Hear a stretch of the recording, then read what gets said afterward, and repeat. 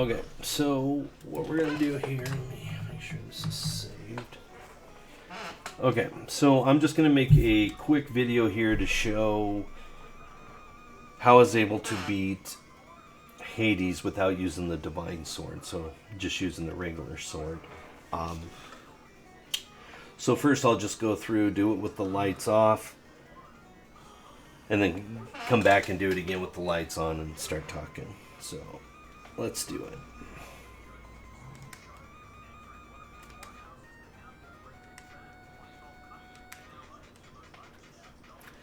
Usually like to be a little further, little about where those two meet.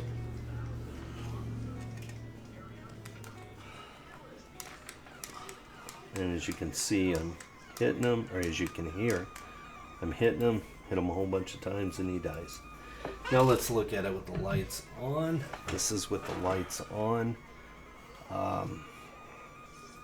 Well, the pattern I end up using is, well, when I first enter the room, I'll go about to right here and crouch, hesitate, swing.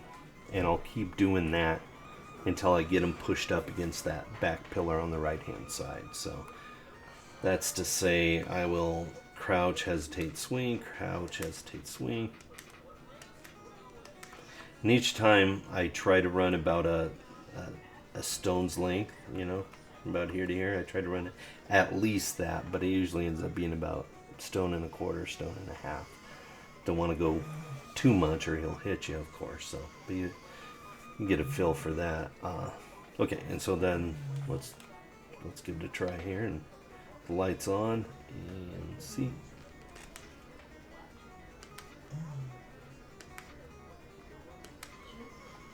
There we go.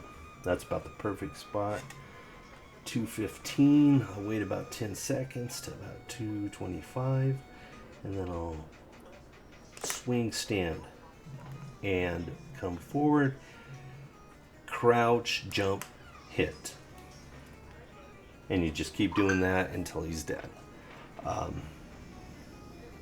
So a couple things there to call out and mention is I did, to get him to go up that pillar, it took two things. It took me being this close, crouching, and you know, he'll bury himself in the pillar. He'll do it himself. He'll bury himself in the pillar. So you just kind of, I'll usually wait 8 to 10 seconds, just depending on where I'm at. More often I go for 10 seconds. I just like to make sure he's buried in that pillar. But me being this close, 8 seconds probably would have been fine. I've done it with 6 seconds too, but you know, when you've been running for 22 minutes, that's what's 2 seconds, right? So I'll usually wait about 10 seconds to be safe. And then you want to swing, stand real quick. Swing, stand real quick. So now I'm not swinging now. Well, let me do a safe state here. Because if you swing too long, you could get this. See how he went through the roof? So I usually, this seems to give me the best odds, but I think there's a little RNG here too. But I'll usually just swing, stand as fast as I can. Swing, stand.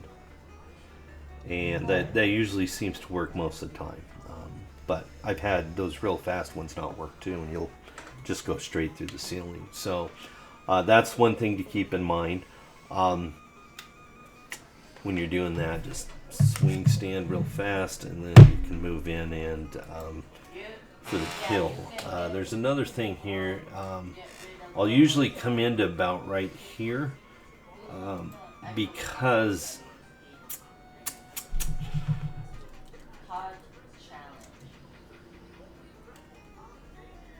well, what was it? I forget. Because sometimes. Oh yeah, that's what it is. I like to do it around here if I'm, you know, able to hit him from here. But if I can't, I'll scooch in. But if I can hit him from here, I usually like to do it from there because I find that sometimes when I'm in the heat of the moment, I will go forward a little and end up hitting him on one of my jumps. So But either way, so you just get to where you can hit them. And what you want to make sure you don't do is accidentally swing while you're crouched, because it'll make them go through the ceiling, which doesn't seem like it'd be that difficult. But I don't know. I've done it several times where, I'm in the heat of the moment and just be swinging, and all of a sudden I didn't do it that time. Maybe I swung a little before, but in the heat of the moment, and then the whole run's over. So there's that. I guess I'd also want to say that, you want to be about here is about the closest you want to be, and about there's the furthest you want to be. And any further out, he's not going to get buried in the pillar. He's not going to bury himself in the pillar. So there is that. And I think that's about it. I feel like I'm forgetting something. There is one other minor thing. Sometimes on that first hit, when you come into the room and you do that first hit, you'll hit his shield. Then you'll just want to restart the pattern, hesitate, swing again, move forward. But that's the only other thing I can think of. Yeah, that's it. And that's how I beat Hades without the Divine Sword. I did come up with another strat and some variants of these two strats, but I'll put the other strat on a different video. Okay, that's it.